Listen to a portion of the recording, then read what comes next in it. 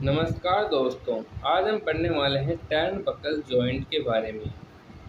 तो जो चित्र में आपको दिखाई दे रहा है ये एक टर्न बकल जॉइंट है। इनका उपयोग पावर हाउस से हमारे घरों तक बिजली सप्लाई करने के लिए जो तार उपयोग में आते हैं उन तारों की लंबाई को समायोजित करने के लिए इनका उपयोग किया जाता है। ये यहाँ पर एक तार इस साइड में है और एक तार इस साइड में है। पावर हाउस से जो बिजली बनती है वो बड़ी बड़ी रोप्स के द्वारा हमारे घरों तक आती है। उन रॉड्स को बीच में सपोर्ट देने के लिए खंभे या स्टेचू का उपयोग किया जाता है।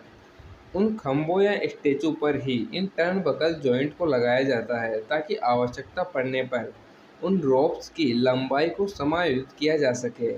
साथ ही जब बिजली पावर हाउस से ट्रांसफार्मर तक आती है तो ट्रांसफार्मर से हमारे घरों तक बिजली पहुंचाने से पहले ट्रांसफार्मर से जमीन में अर्थिंग प्रदान की जाती है। उस अर्थिंग को प्रदान करने के लिए जिन रोप्स का उपयोग किया जाता है उन रोप्स की लंबाई को समायोजित करने के लिए भी इन टर्न बकल जॉइंट का उपयोग ही किया जाता है। यहाँ पर ये तीनों रोप्स हैं और ये तीनों जो आपको दिखाई दे रहे हैं ये टर्न बकल जॉइंट्स हैं।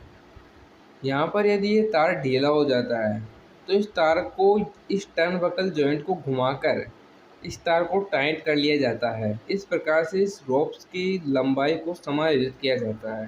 अब बात करते हैं टर्न बकल जॉइंट के पार्ट्स की। तो जो ये वाला हिस्सा है इस हिस्से को हम कहते हैं रोड। इस हिस्से के जो जस्ट टच में ये वाला हिस्सा है इस हिस्से को हम कहते हैं कपलर नट।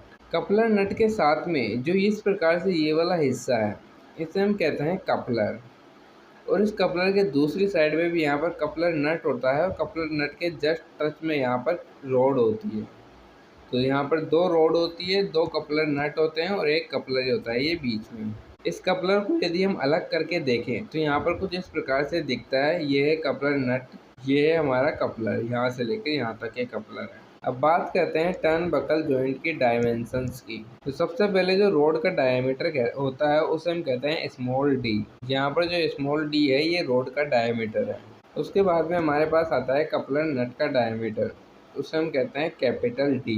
जो कपलर होता है उसके इनर डायमीटर को हम कहते हैं D1 और जो कपलर का आउटर डायमीटर है उसे हम कहते हैं D2। सेम इस साइड में भी एक रोड है जिसका डायमीटर वही स्मॉल डी है।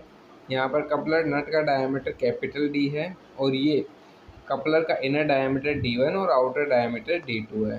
ये यहाँ पर कपलर नट है, ये बीच में कपलर है और साइड में रोड्स है। इन्हीं रोड्स के दोनों साइड में वायरिंग या रोप्स हम कहते हैं जो लगाया जाता है।